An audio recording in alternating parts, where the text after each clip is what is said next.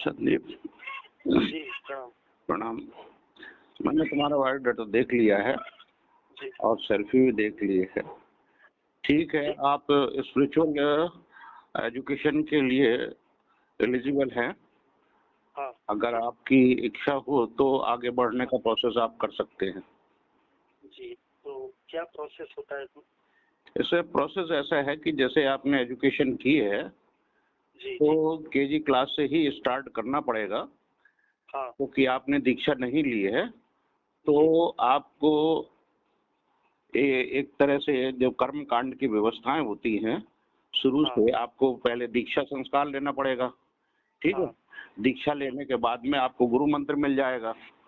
जी फिर साधक की जो मर्यादाएं होती हैं, जी जैसे कि साधक की मर्यादा के अंतर्गत ऐसा होता है जैसे कि आप दूसरे घर से किसी स्त्री को, लड़की को ब्याह के लाते हैं। ठीक है। जी उसके वहां पर आचरण, व्यवहार, जो कार्यकलाप होते हैं वो बिल्कुल अलग होते हैं। ठीक है। जी जब वो हाँ ब्याह के आ जाती है एक अपने पति के घर में, तो जी वो वहाँ के आचरण, व्यवहार, कार्य शैली, ये वो अगड़म सगड़म सब कुछ वही छोड़ के आ जाती है। जी फिर उसको अपने पति के पास में उसके अनुकूल अपने आप को ढालना पड़ता है। जी जी ठीक है। वो ढालती कैसे है? यदि उसमें अपने पति के प्रति और उस परिवार के प्रति आस्था, समर्पण, विश्वास, ये तीनों चीजें एकाग्र होती हैं तो वो सुखी संपन्नता के साथ में वहां रहकर अपना जीवन यापन कर सकती है। ठीक है ना। जी जी अगर ये व्यवस्थाएं नहीं है तो उस घर में उसका एडजस्टमेंट नहीं होता है। ठीक है ना। जी जी ठीक ठीक इसी प्रकार से एक जब शिष्य गुरु की शरणागत होता है तो ठीक पत्नी की तरह होता है। जी पत्नी की तरह मतलब अब तक जो जीवन जिया वो ठीक है, जो जिया है। फिर जी जब दीक्षा के बाद में साधक बन जाता है, गुरु का शिष्य बन जाता है, तो फिर वहाँ की मर्यादाएं हैं शिष्य की। जी उसके आचरण में शुद्धि होना चाहिए, उसके विचार में शुद्धि होना चाहिए, उसके सोच में शुद्धि होना चाहिए, है, उसमें आस्था होनी चाहिए, श्रद्धा होनी चाहिए, समर्पण होना चाहिए, है, और पूर्ण विश्वास होना चाहिए। ये एक आधारशिला है। ये कोशिश आधारशिला तो जब बहुत करते हैं। है। कोशिश तो मैं वैसे भी करता ही हूँ और रखता ही हूँ, लेकिन फिर भी कई बार नहीं देखो, मार्ग ये में रहते अभी हैं। अभी आप क्या है, अब व्यक्तिगत कोशिश कर रहे हैं। ठीक है। जी जी व्यक्तिगत कोशिश में वो व्यवस्थाएं नहीं बन पाती हैं।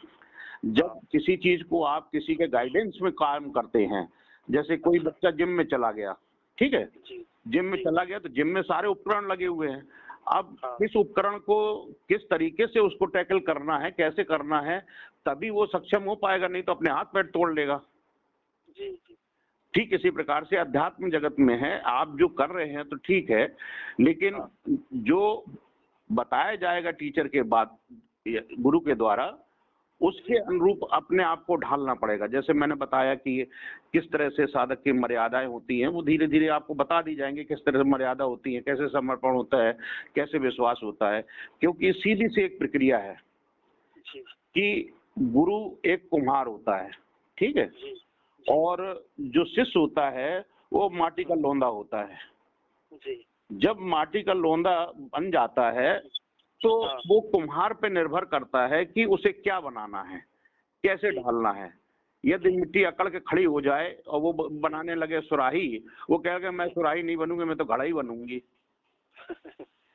तो फिर वो जो अकड़ की स्थिति आती है साधक के मन विचार चिंतन में, वो फिर गड़बड़ा जाती है। जैसे कि मिसाल के तौर पर हमारा कहने का उद्देश्य ये है कि जैसे बेसिकली साधनाएं हैं, जब आप पहली क्लास पास करेंगे, 5 तक पढ़ेंगे, है, जी तो 5वीं के बाद में 6, 7, 8, 9, 10 तक जाएंगे तो आपका एक बेसिक एजुकेशन पूरी हो जाती है। ठीक है ना। जी और फिर इंटर तक जाते हैं तो इंटर तक एक एक स्टॉप आता है।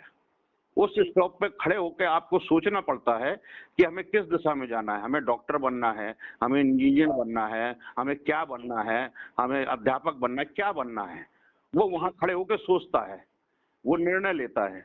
निर्णय लेने के बाद में फिर अपने जीवन की गति को उस ओर अग्रसर करता है। ठीक है ना। जी इसी प्रकार से शिष्य भी गुरु के सानिध्य में इंटर तक जाता है। हाँ ठीक है।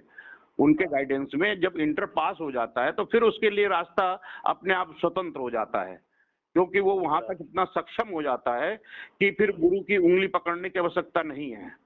वो अपना रास्ता स्वयं चयन कर लेता है कि मैंने अब तक का जो जीवन जिया है कैसा जिया है।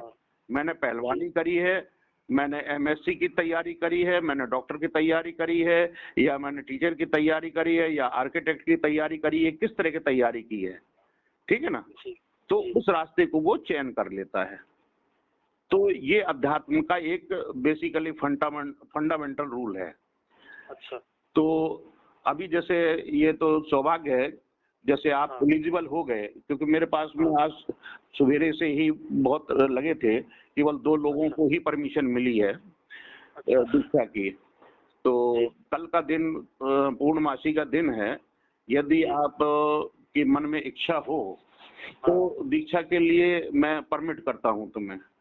तो दीक्षा के लिए ये है कि एक संस्कार की प्रक्रिया है, क्योंकि अभी आपने जो जन्म लिया है वो माँ के गर्भ से, पिता के संस्कारों से आपका ये शरीर का निर्माण हुआ है, जिसमें आपकी आत्मा निवास कर रही है, ठीक है ना। ये पंच तत्वों से बना हुआ शरीर जो है वो आपकी 5 कामेंद्रियां और 5 ज्ञानेंद्रियां के बीच में यह आत्मा निवास कर रही है इस शरीर में। ये किराए का आपका मकान मिला हुआ है, ठीक है जी। अभी तक जो जिया है वो आपके पिता के द्वारा और माता के द्वारा दिया हुआ शरीर है, ठीक है, भौतिक शरीर। इस भौतिक शरीर में जो आत्मा है वो तुम्हारे न तो पिता की है, ठीक है, न किसी की वो ऋणी है। वो अपने आप में स्वतंत्र है, चिरंजीवी है, वो अजर है, अमर है, और जन्म जन्मांतर से वो अपने एकाकी जीवन में चली आ रही है, ठीक है। वो अपने आप में शरीर धारण करती है। तो आपके शरीर में जो आत्मा है उसने जीवन धारण किया है।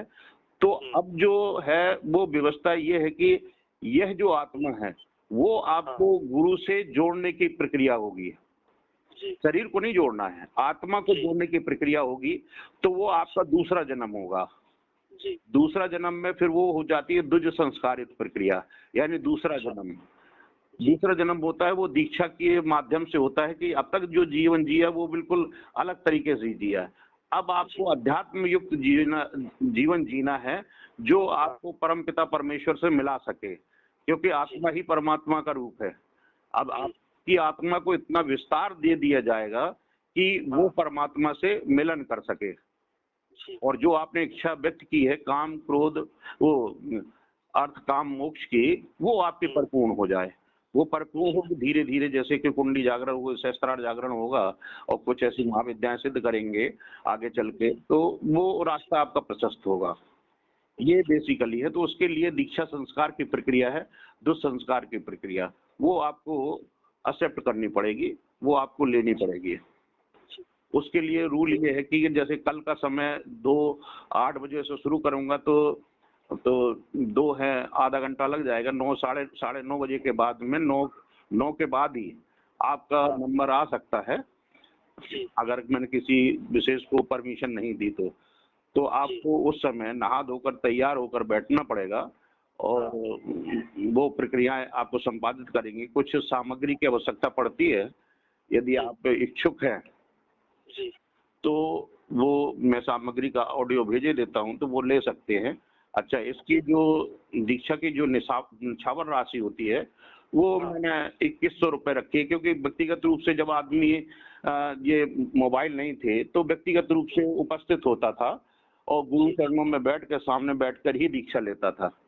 लेकिन टेक्नोलॉजी के माध्यम से आज ये व्यवस्था है कि आप मेरे सामने बैठे हैं, वीडियो कॉन्फ्रेंसिंग हो रही है, तो मेरे शब्द आपके कान तक जा रहे हैं, आपके शब्द मेरे कान तक आ रहे हैं, और जो मैं क्रिया संपादित कर रहा हूँ वो क्रिया आपके शरीर से संपादित हो रही है। प्लस जो शक्तिपात क्रिया भी है वो भी वाइब्रेशन के माध्यम से, टेलोपैथी के माध्यम से वो संपादित हो रही है। कि जैसे कि मिसाल के तौर पर रिमोट है, वहाँ से कोई टीवी रिले की तरह है, रिले हो रही है, तो वो यहाँ एक्सेप्ट हो रही है। किसी प्रकार से आपकी बॉडी मेरे सामने है और एक्टिव है, तो मैं यहाँ से जो तरंग भेजूंगा वो आपके तरंग बॉडी में एब्जॉर्ब हो जाएगी, तो वो प्रक्रिया भी पूरी हो जाती है। तो दीक्षा कार्यक्रम वीडियो कॉन्फ्रेंसिंग के माध्यम से पूरा प्रमाणिक रूप से। प्रश्न मैं पूछना चाहता हूँ, ये दीक्षा मतलब किस मार्ग की दीक्षा होती है? आप ये अध्यात्म मार्ग की प्रवेश की है, क्योंकि तंत्र मार्ग है, तंत्र मार्ग तंत्र मार्ग नहीं, अध्यात्म मार्ग की है। अच्छा। अध्यात्म में सब कुछ आता है, क्योंकि हमने आपको एक्सप्लेन किया ना, ये शरीर आपके माता पिता ने दिया है। जी। इस शरीर से आप जो भी कर्म करेंगे तो वो कर्म वो आपके एक्सेप्टेबल नहीं है, क्योंकि ये आप जब तक जो जीवन जी रहे हैं, आप चर्म की रक्षा कर रहे हैं, आप जन्म से ही शूद्र हैं। मतलब कि आप शरीर की रक्षा कर रहे हैं, शरीर में तेल लगा रहे हैं, साबुन लगा रहे हैं, स्नान कर रहे हैं, कपड़े अच्छे पहन रहे हैं, अपने आप को खूबसूरत देखने के लिए, बनने के लिए आप शरीर की व्यवस्थाएं कर रहे हैं, ठीक है।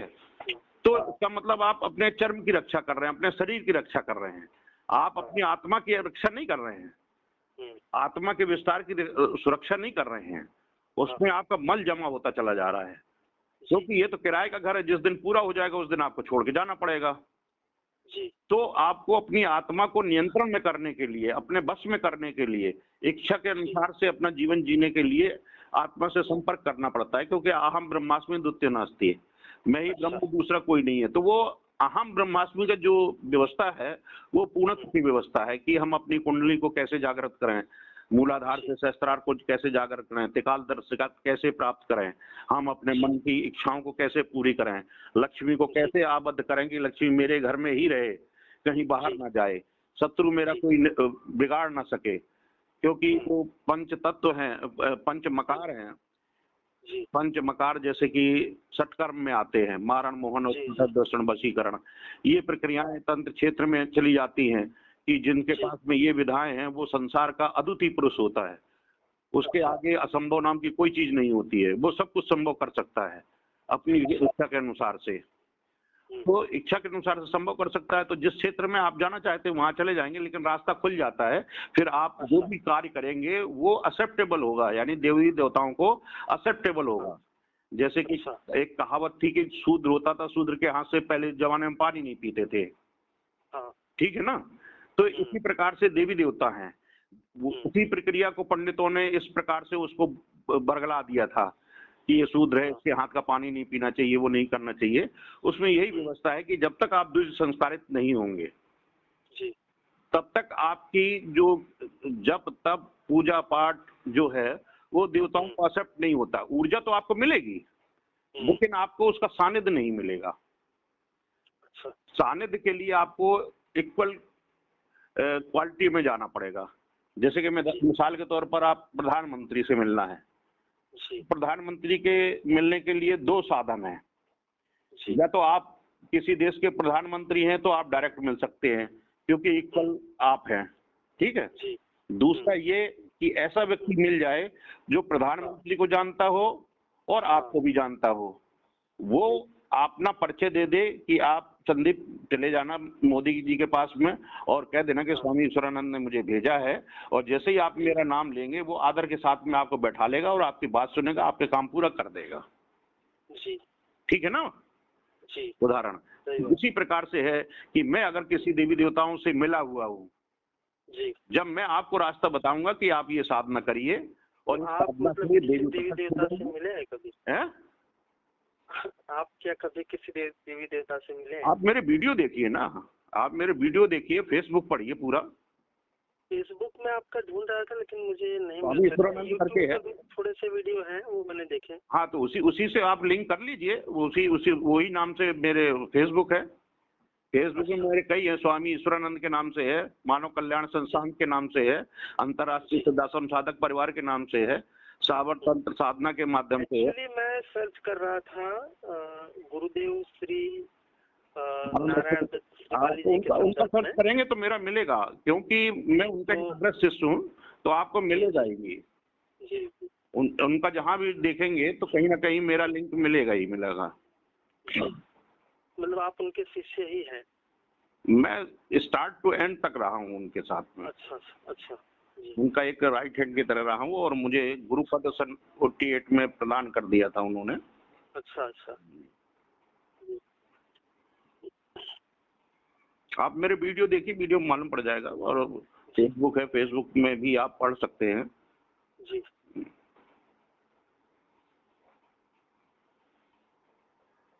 हेलो।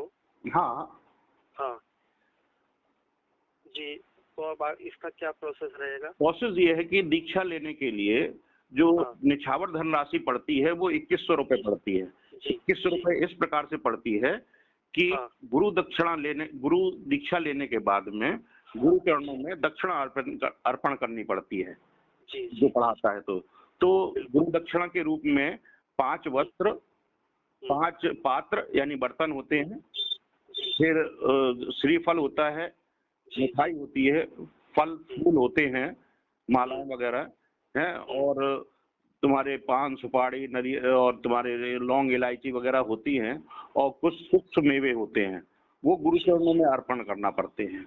अगर इनकी कॉस्ट पूरी देखी जाए तो नियर अबाउट इससे ज्यादा ही पड़ती है। तो है, तो मैंने उसको 2100 रुपए रखा है कि 2100 रुपए मैं अपने आप को उसमें संतुष्ट महसूस करता हूँ कि ये सारी चीजें मुझे प्राप्त हो गई। दीक्षा के उपरांत जो मैं दीक्षा के उपरांत दक्षिणा स्वीकार करता हूँ उसमें ये चीज आ जाती है। तो वो आप को 2100 रुपए देना पड़ेगा, आपको वो दीक्षा मिल जाएगी, मंत्र मिल जाएगा, और फिर साधना की जो क्रम है पूजा पाठ के वो धीरे धीरे आपको समझा दिए जाएंगे। आप अपने जीवन को उसमें स्थापित कर सकते हैं, बढ़ सकते हैं। जी ठीक है। तो अगर जैसे मैं आपसे मतलब कभी व्यक्तिगत भी अगर मिलना चाहूँ? हाँ, व्यक्तिगत में मिल सकते हैं, उसमें कोई दिक्कत थोड़ी है। जब गुरु बना लेंगे तो कभी भी मिल सकते हैं आप, लेकिन इससे पहले आपको परमिशन लेना पड़ेगी, मुझे बताना पड़ेगा कि मैं अपने आप को उस तरह से तैयार करके रखूं, क्योंकि बिजी शेड्यूल रहता है, कई लोगों का मिलना जुलना रहता है। अभी जैसे अगर आप कल या परसों में मिल पाए? नहीं, अभी होलिकाष्टक में तो संभव नहीं है।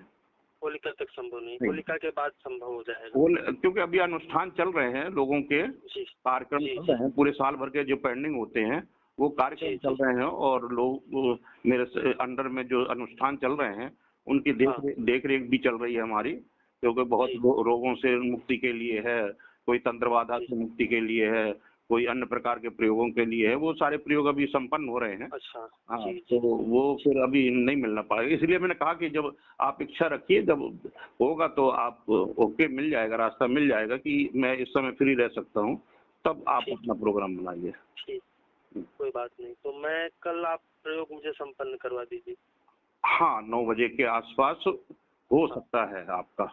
आप 2100 रुपए आप QR कोड में डाल दीजिए, और फिर मैं आपको बता देता हूँ कि आप नहा धोकर वीडियो को सेट कर। इसमें अभी एक चीज ये है कि अभी हम रूम चेंज करने वाले हैं।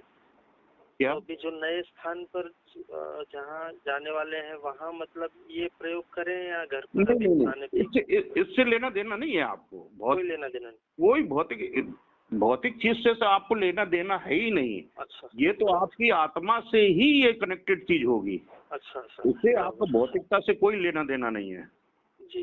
हाँ, क्योंकि जो मेरा वीडियो देखो आप, निष्प्रय विधेय का आप देखना, वो तो वैराग्य के बारे में। हाँ, तो उसमें आपको इन भौतिक चीजों से लेना देना नहीं है।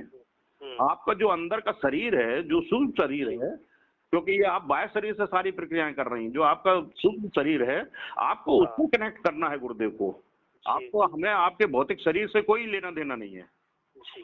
आप भौतिक शरीर से छल कपट कर रहे हैं, झूठ बोल रहे हैं, क्या कर रहे हैं, उसका आवरण आप आत्मा में ना जाने दें, क्योंकि मुझे तो आपकी आत्मा से जुड़ने की प्रक्रिया करनी है, उसको विस्तार देना है, आपके भौतिक शरीर को नहीं देना है।